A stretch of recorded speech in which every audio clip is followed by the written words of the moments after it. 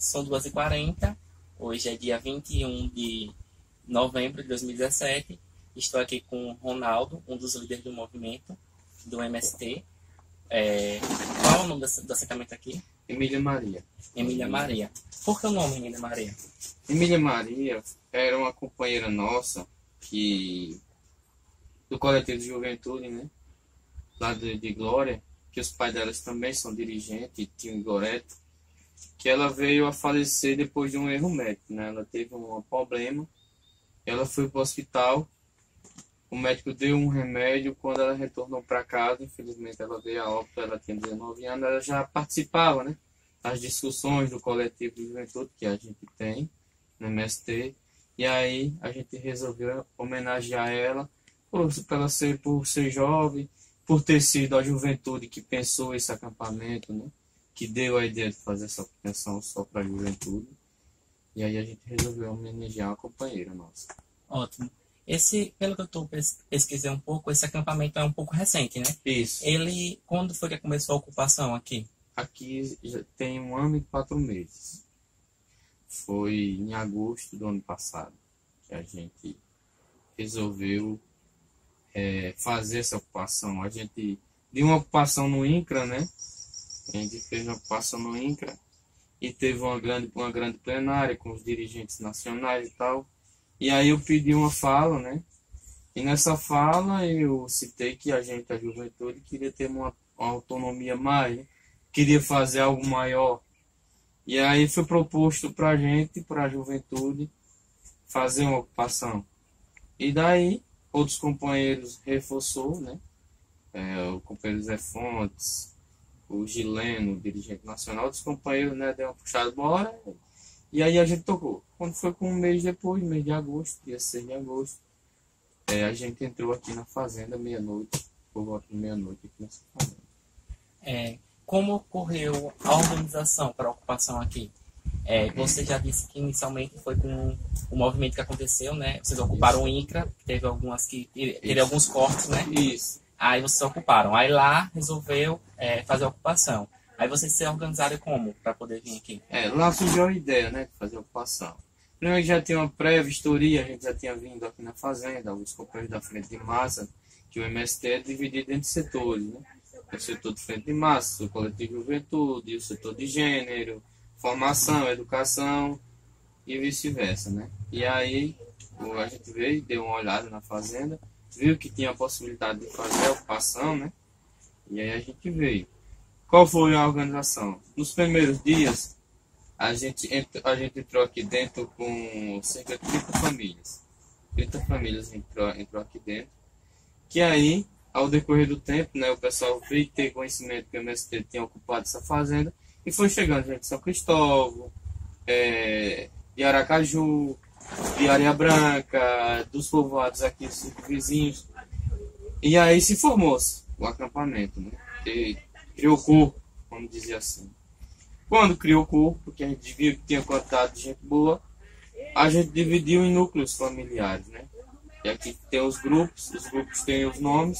Aqui tem o Mário Lago, tem o Fidel Castro, tem o Marcelo Deda, sabe? Tem o João Pedro Teixeira. Então, cada grupo aqui a gente resolveu homenagear um lutador ou uma lutadora do povo, né? E aí a gente dividiu em núcleos familiares, de 33 famílias ou 40 famílias. E aí escolhemos a coordenação, né? Foi tido a escolha das coordenações em todos os grupos. E depois a gente veio dividir a tarefa de cada um dentro do acampamento, para que setor se encaixa, um setor de produção, um setor de frente de massa, e vice-versa. Aí a gente foi dividindo, né, as pessoas para que cada um tenha uma tarefa dentro do acampamento e se sinta parte do movimento, né? Não adianta a gente botar as pessoas aqui dentro e não der uma linha de frente para as pessoas, né? Dizer, ó, esse aqui é o papel do movimento. A gente percebe que o trabalho aqui é guiado, né? Tem uma instituição maior, que é o MST, a nível nacional, o estadual, a Frente da Juventude, que foi responsável pelo ocupamento aqui, e vocês vão criando as lideranças que são importantes para estar de frente nos movimentos sociais, né? Que vocês realizam. Quais os principais problemas, assim, para a ocupação hoje? Depois da ocupação, quais os principais problemas para a permanência dos assentados aqui? A permanência dos acampados. Então, sobre essa questão de permanência, a gente teve um empecilho que foi eliminar de despejo. Porém, essa fazenda aqui já está sendo, ela é uma massa falida, já está na mão do Ministério Público Federal, sabe? Ela tem uma dívida trabalhista. Então é um problema do agora com o governo. Aí o governo vai desapropriar e tem que dizer assim, é dos trabalhadores. Então a gente teve essa liminar de despejo, foi o Costa Neto aqui, esse juiz aqui, de São Cristóvão, que inclusive foi o que mandou derrubar as casas da Cabrita lá também, que mandou uma liminar de despejo agora aqui pro pessoal que tem aqui de outro movimento aqui, Eduardo Gomes, Tijuquinha. Então ele é assim, né? Ele manda a liminar de despejo e ele não gosta de sem terra mesmo. Ele é desse tipo de juiz de direito que dá uma de humanitário, né, na TV, nas rádios, mas é o contrário do que ele diz, né? Então aí a gente conseguiu mandar que a liminar de despejo fosse para o Ministério Público Federal, para a mão do Dr. Ramiro, né? Que lá ele cancelou a liminar de despejo, porque qual era a intenção? A intenção tinha que o INCRA entrar no jogo, né? O INCRA tinha que dizer, não, eu quero fazer a vistoria da fazenda, eu quero desapropriar a fazenda. E o INCRA fez isso, né? Mandou um ofício e tal. E aí já não é mais da responsabilidade dele, né? Graças a Deus que não é da responsabilidade dele. Então aí a gente tá aqui, né? A gente tá na beleza cuidando para que não haja problema, tipo uma briga. A gente cuida para que isso, uma briga de casal e mulher que possa ultrapassar os limites, como já aconteceu, e a gente teve que fazer a exclusão dele e dela, porque qual é o problema que a gente tem aqui? Já aconteceu casos de agressão que a gente fez uma conversa com o companheiro e com a companheira para que eles se ajeitassem, se organizassem, não acontecesse mais aquilo. E a gente chegou até a fazer uma fala dura com o esposo e até a exclusão. Só que, porém, a mulher ficava com raiva da liderança da gente. Entendeu? Chegou até um ponto que uma foi e fez um BO contra mim. Porque eu agi dessa maneira, sabe? Eu queria ajudar ela e ela ficou com raiva de mim. Então, assim, é um problema que acontece com a gente, que a gente toma uma decisão logo de imediato para não ter um problema maior. Certo. Você já falou dos problemas judiciais, né? É frequente essa questão, você já está há um tempo no movimento do Sem Terra, do MST, e é frequente o Poder Judiciário impedir esses acampamentos, as ocupações? Sim. Sabe que a justiça brasileira ainda são comandadas por setores da burguesia, né? Sim. E a classe trabalhadora é menos desfavorecida nos casos, né? Como a gente sabe, a gente não é leigo, a gente não pode dizer assim, não, a gente tá... E aí a gente tem esses problemas no estado de Sergipe, tá? Assim, como eu falei aqui, um exemplo é o juiz da comarca de São Cristóvão, né? Ele é totalmente contra a Sem Terra. E a gente veio para cá, para a região, porque a gente é ousado mesmo, movimento de 33 anos, a gente sabe fazer luta, né? Acho que em 33 anos a gente tem um pouco de história já, né? Então, aí a gente veio para cá, a gente sabia que a gente ia encontrar um juiz aqui que ia bater de frente com a gente, como ele fez, né? Assim que a gente ocupou o advogado aqui, o rapaz que tomava conta dos negócios da família, foi lá e pediu a liminar de despejo para que ele concedeu no mesmo instante. Ele nem tutubiou, nem quis saber quem era, quem não era. Então mandou a liminar de despejo. Essa é a justiça nossa no Brasil. Sabe? Ele não tem uma justiça a favor da classe trabalhadora. Nós percebemos que tem uma discussão, né? A própria Constituição Federal, ela diz que da questão da função social da propriedade. No seu ponto de vista, essa fazenda obedecia à função social a função social da propriedade? Não, porque ela estava parada já há muito tempo. Já estava parada há muito tempo. Ela é uma massa falida, né? Até isso, eu tenho documentação dela, tudo aí, né? Que constava isso, que é massa falida, que já estava abandonada, né? Agora não, agora a gente já tem uma certa produção, já veio até o canal de TV Sergipe, já veio aqui fazer uma reportagem sobre a nossa produção, entendeu? Agora a gente já tem uma produção. Agora ela cumpre uma função realmente social, que não cumpre antes. E às vezes a gente diz, a fazenda tá produtiva. Eu não sei, é um pouco do que eu vejo. Tá produtiva, mas tá produtiva de quê? De eucalipto. O povo vai comer eucalipto? Ninguém come eucalipto, entendeu? Então, não cumpre uma função social. Não tem pessoas trabalhando naquela terra. Tem uma pessoa que paga algumas pessoas para fazer aquele serviço, que a dali vai tirar um lucro da exploração, né? Mas ela não cumpre pelo menos na minha opinião, ela não cumpre uma função social para o povo, né? O povo não está trabalhando naquela terra. Ótimo. Você falou da produção aqui da fazenda, que foi destaque em TV Sergipe. Aí eu gostaria que você falasse um pouco o que vocês produzem aqui, como é a organização do trabalho. Vocês falaram da organização social, né, para dividir em grupos e coordenadorias, e como é o trabalho aqui. Eu falei que a gente tem um setor de produção, né, que logo quando a gente fez as escolhas de coordenação, a gente tirou o setor, né, setor de gênero, setor de mulheres e tal. E aí a gente tirou um setor de produção, que esse setor é justamente para quê? Para me ajudar na hora que tiver uma feira, a gente tiver um grande evento, a gente saber o que é que a gente tem de produção, sabe? E hoje a gente tem uma quantidade expressiva de macaxeira, vamos dizer assim. A gente vai ter uma grande safra de macaxeira nos próximos dias, né? Macaxeira, a gente tem umas hortaliças para aqui. A gente já está envolvido com o setor de alimentação de São Cristóvão, que a gente vai fazer um repasse da nossa produção para a Prefeitura de São Cristóvão e eles pagarem a gente, os trabalhadores. Então a gente já tem tudo isso, a gente já tem um vínculo, a gente já está começando a andar para que a gente pegue nossa produção e já tenha para quem entregar, sabe? Uma mão direta. Agora daquele jeito, né? Produto natural, não sem conter nenhum tipo de veneno, sabe? São nossas exigências, são as exigências do Conselho Alimentar que impôs para a gente. E o que eu exijo desde os primeiros dias da Assembleia é que a gente plante nesse teor da agroecologia, sabe, do orgânico, de uma coisa natural. Ok. Nós sabemos que o poder público hoje está mais reduzido na questão da assistência a todos os trabalhadores, mas financiamento, vocês já têm alguma forma de financiamento do governo federal, algum tipo de verba que vem para que possa investir na agricultura? Se, no caso aqui do município de São Cristóvão, a Secretaria de Agricultura já trabalha junto com vocês para poder incentivar a produção de alimentos? Olha, a gente sabe que depois que teve o golpe da Dilma e tal, a gente sabe que teve esse tanto de corte, né?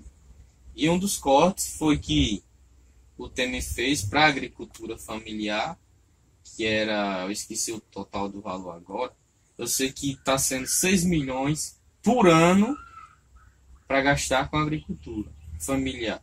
Ou seja, é muito pouco. Você não tem como trabalhar o Brasil inteiro, um tanto de agricultura familiar que tem, com 6 milhões de investimento só, sabe? E aí também o Michel Temer, quando entrou, ele cortou o primeiro passo dele foi cortar assistência técnica. A gente não tem assistência técnica, não. Os projetos foram cortados. Aí, os números aí, eu não tenho agora de cabeça, mas tem números aí que você diz, não, isso aqui é vergonhoso, sabe? Sobre a Prefeitura de São Cristóvão, não é porque a gente está envolvido com o Conselho Alimentar que eu não vou deixar de falar, não. A gente está meio com dificuldade dessa conversa com a Prefeitura de São Cristóvão, tá? Já fiz algumas reuniões com o prefeito Marcos Santana, né? Inclusive a Secretaria de Agricultura veio aqui. Mas qual é o problema? O problema é que eles não cumprem o que prometem, né?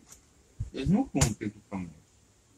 Aí a gente está com o pé atrás aí com a Prefeitura de São Cristóvão, que aí a gente quer ver se anda, né? E aí a gente não tem nossas armas, que é sempre fazer luta contra esse povo. Para que a coisa ande, senão não anda. A gente não disse, olha, isso aqui é a nossa pauta, isso aqui você tem que fazer, tem que cumprir com o que tu fala. Então, a gente vai fazer luta. A nossa estratégia sempre é essa. Verdade. Utiliza-se os mecanismos que a pessoa tem, né? Potencial.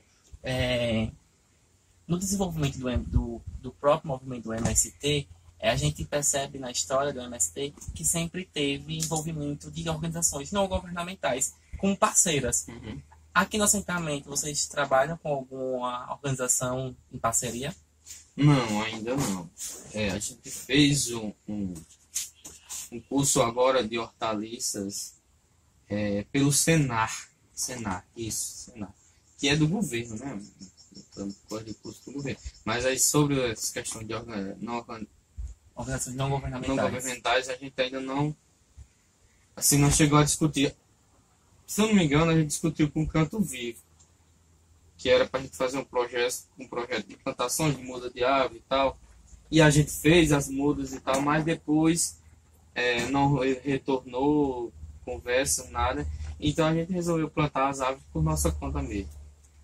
Não retornaram aqui. Certo. Eu também gostaria, assim, que você falasse o que você entende por reforma agrária. O que você entende por reforma agrária, se você acredita que é possível para um futuro acontecer essa reforma agrária. Olha, eu vou dizer que eu sou um exemplo vivo da reforma agrária. Porque eu sou filho de Canindé, né? Eu sou de Canindé, de São Francisco. Logo quando o MST chegou, Canindé foi no ano 96, 97, por aí. E meu pai sempre trabalhou de vaqueiro, meu pai é analfabeto e tal. Mas sempre um agricultor muito honesto, né, que alimentou seus 8 filhos com muita dedicação e respeito ao povo, né? Então aí depois do MST, que o MST chegou, que eu acho que é até uma região para UFES estudar, para vocês estudar, economicamente, né? Economicamente. Eu acredito e vejo e percebo que mudou muito depois que o MST ocupou as terras do sertão, que era só na mão, concentrado na mão da família do G. Barbosa, de outras famílias. Eu sei que o sertão era apenas de 3 famílias, e uma delas era a família de G. Barbosa. Então, em 2000, eu fui morar no assentamento com meu pai, mas sendo que eu já tinha acompanhado meu pai nos acampamentos. Ou seja, desde muito cedo eu estou nessa vida. E o que é que melhorou? Primeira coisa é que meu pai deixou de ser vaqueiro, né? Deixou de ser mandado por outra pessoa, né? Isso aí já é uma vantagem para a gente e muita, né? Meu pai criou uma autonomia, você veja, né? Uma família que meu pai trabalhava de vaqueiro, agora passa a ser dono de um terreno que ele vai ter seu gado, ele vai ter sua cabrinha, ele vai ter uma galinha tranquilo, vai criar tranquilo, mesmo com todo o sofrimento do sertão, que é aquela seca que todo mundo sabe, blá, blá, blá, blá, blá, blá, que os governantes não fazem nada para que melhore a situação da vida familiar lá. Mas eu lhe digo que hoje em Canindé de São Francisco tem 27 assentamentos, em Poço Redondo 28. Sabe? Em Cor da Folha eu não sei dizer bem, mas acho que é 23. Enfim, se desenvolveu bastante economicamente. A vida das pessoas melhoraram. Sem contar que a partir de 2000 veio o governo do PT, que aí o que? Avançando em projetos para a agricultura. Foi liberado grandes projetos para a agricultura e aí as pessoas aproveitaram, os agricultores tiveram mais autonomia. Enfim, eu acredito muito na reforma agrária. A reforma agrária é feita com isso, com um projeto. Não adianta a gente botar também só a pessoa na terra, né? Ninguém é minhoca para viver só de terra. A gente tem que ter projetos para que essa pessoa se desenvolva, cursos de preparação. Sei que o agricultor, eu discuto até com meu pai, sei que o agricultor é muito esperto, muito sábio, mas ele tem que se aperfeiçoar. Né? Então, acho que a gente tem que levar cursos para a agricultura, como a gente já está trazendo para cá. Muita gente aqui entende de horta e tal, mas a gente trouxe um curso de hortaliça para cá e ficaram muito felizes já. Então, a gente já começa esse serviço de dizer, olha, você tem que fazer esse curso para você melhorar seu pensamento. Melhorar. Ninguém está dizendo que você tem que aprender diferente. Não, você só vai melhorar o que você já sabe. Então, eu acredito muito na reforma agrária porque eu sou um exemplo disso. Hoje minha irmã é formada em professora. Eu fazia um curso de agroecologia, mas eu tranquei porque eu quero fazer outro curso. Então, aí a gente vem se desenvolvendo. Graças a Deus, todo mundo tá no seu canto hoje. E meu pai está muito bem. Lá no sertão, para quem quiser, tá lá o exemplo. Tem a parte ali de Jacaré-Curituba, Canadá, Moacir Vanderlei, os assentamentos dali. Hoje, com irrigação, você vê o desenvolvimento das famílias. E eram pessoas que eu conheci antes de estar num assentamento do MST, né? Que eram pessoas que viviam em condições precárias, né? Miseráveis não, precárias, né? Ninguém é miserável, né? A sociedade que impõe que você é miserável, mas ninguém é miserável. Então, eu acredito muito na reforma agrária, mas na reforma agrária desse jeito, com práticas, com ensinamento, com investimento em projetos, que eu acho que a agricultura familiar dá certo, a agroecologia dá certo, enfim. Eu vim pesquisando um pouco sobre o movimento, né, o MST, e percebi que realmente ele vem com a perspectiva, agora nos últimos anos, da Frente Popular, né? Isso. Não só querer, como se diz, o acesso à terra, mas a permanência do trabalhador nessa terra e as possibilidades para que ele possa desenvolver a terra, né?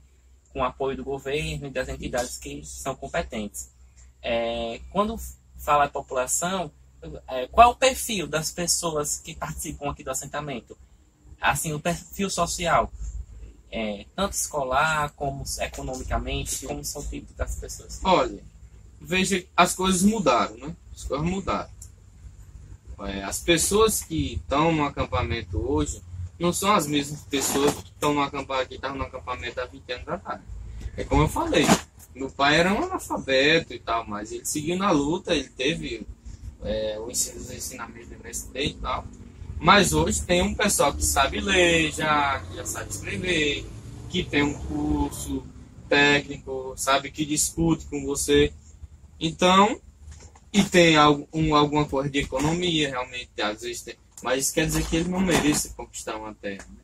Não é porque eu tenho um carro, eu não mereço ter uma terra. Não, você tem. A terra tem que cumprir a função social, então tem que ser dividida ao povo, né? Então a gente tem esses perfis que mudou, né? Como você citou. Um perfil de uma pessoa mais instruída, vamos dizer, que discute mais. Isso é bom, a discussão tem que ter, a discordância em alguns momentos tem que ter sim, para a gente até melhorar nossos pensamentos. Então, eu quero agradecer, né, pela entrevista aqui. É um trabalho ainda que está em maturação, começando. Quero agradecer a recepção aqui. Isso. E se você quiser contemplar, falar mais alguma coisa que você considera importante, que não foi contemplado aqui nas perguntas, para a gente conhecer mais o movimento, fique à vontade. Olha, eu acho que essa é a função da universidade, né? É adentrar mesmo nessas questões da questão social, né? Ter essa função de mudar ali o seu contexto ali. Eu me lembro que eu participei da conquista da UFES no Sertão, e era essa uma das nossas discussões, que a UFES Sertão mudasse ali aquela região, né? Criasse ali um desenvolvimento para a juventude, para as pessoas, né? Que aquela juventude que se formasse ali levasse o conhecimento que ela aprendeu na universidade para os campos, né? Para as pessoas, os agricultores. E eu vejo uma dificuldade muito grande da UFES aqui, da região São Cristóvão. Eu não sei se é por falta de diálogo das gestões, eu não sei se é por falta de interesse dos gestores também. Eu vejo que tem muita dificuldade de diálogo. De um estudante de direito, um estudante de agronomia, está indo numa comunidade lá, fazer um estudo, como é que está fazer um estudo mesmo, um levantamento, né? Você vê como é que está a região de São Cristóvão, a juventude se acabando. Todo dia morre um jovem em São Cristóvão, na região de São Cristóvão e Aracaju. E a UFES eu vejo que tem que cumprir uma função de mudar esse contexto que a gente está passando. E é muito importante que essas turmas de direito venham realmente para dentro dos acampamentos e das comunidades que tem aqui, que tem muita comunidade rural, tem a Cabrita, que é um processo de história muito bonito também, que eu aprendi a conhecer quando eles vieram me procurar para tentar ajudar eles lá. Tem pessoas lá, o seu Misael, Dona Gielza lá, que são pessoas que vocês têm que conhecer a história de lá. A turma de Direito da UFES tem que conhecer o processo histórico de lá. Porque se acontecer daquele pessoal não conquistar aquele pedaço de terra, é o maior caso de grilagem do estado de Sergipe. É a Cabrita hoje. Hoje é a Cabrita. Não tem outro. Entendeu? Então vocês têm que conhecer essas histórias que estão aí, são exemplos, e uma turma de direito não pode deixar desapercebido conhecer esses fatos que acontecem vizinho à UFES aqui e ninguém faz nada, né? Verdade. Então é isso. A UFES, às vezes, ou quase sempre peca justamente nisso. A universidade é pautada pelo princípio do ensino, da pesquisa e da extensão. A pesquisa, pouco acontece, a extensão, que é você estar nesses meios, fazer um trabalho na própria comunidade onde ela está inserida, e você realmente não vê. Então, são poucos trabalhos, poucos professores que realmente voltam para esse pensamento da extensão. Então, quero agradecer de novo a você pela recepção, por estar disponível sempre nas ligações e incomodar. Obrigado. Não, tranquilo. Hoje eu vim de Canindé, que eu fui assinar um documento ontem, já retornei hoje, mas eu tinha um compromisso, eu digo, eu tenho que chegar no horário. Mas é tranquilo, vou estar aqui disponível sempre, e para a gente também é de muita importância que vocês venham aqui e levar esse estudo para a universidade. É fundamental para os 33 anos de luta, isso aí é muito bom. Tá bom, obrigado. Pode encerrar.